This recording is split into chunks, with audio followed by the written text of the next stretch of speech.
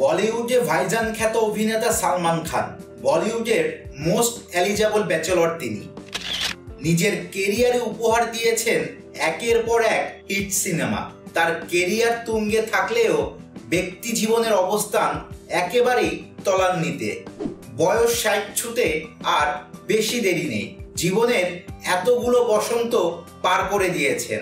জীবনে এসেছে বহু প্রেম, সঙ্গীতা বিজলানি থেকে ঐশ্বরিয়া রায় বচ্চন কিংবা হালের ক্যাটরিনাদের মতন বলিউড জিব্বারা ছিলেন তার প্রেমিকার তালিকায়। তবে কোনো প্রেমই পরিপূর্ণ হয়নি সালমানের জীবনে। কোনো প্রেমই বিয়ে পর্যন্ত গড়ায়নি। কেন তিনি বিয়ে করেননি তা নিয়ে ব্যাপক মাতামাতি হলেও ভাইজান এতদিনে কিছুই বলেননি। তবে এবার মুখ ফসকে বলে দিলেন এক বলিউড নায়িকার জন্যই নাকি বিয়ে করেননি তিনি। কে তিনি? দীর্ঘদিনের প্রেমিকা ঐশ্বরিয়া রায়, ক্যাটরিনা কাইফ নাকি অন্য কেউ? আসলে ঐশ্বরিয়া ক্যাটরিনা কেউই নয়।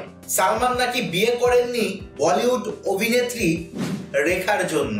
নিজের মুখে এমনটাই জানিয়েছেন তিনি। সালমান বলেন তখন তিনি সদ্য টিনেজ। রেখা এক জায়গায় যোগা শেখাতেন।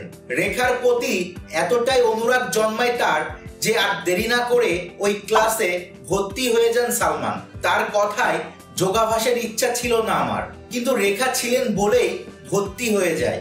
এদিকে রেখাও কম যান না। সালমানের গোপন অনুরাগের কথা জানতে পেরে তিনি বলেন সালমানের বয়স তখন 7-8 বছর। বাইসাইকেলে করে ও আমাকে ফলো করত। এমনকি বাড়িতে গিয়ে সবাইকে বলে দেয় বড় হলে ও নাকি আমাকে বিয়ে করবে।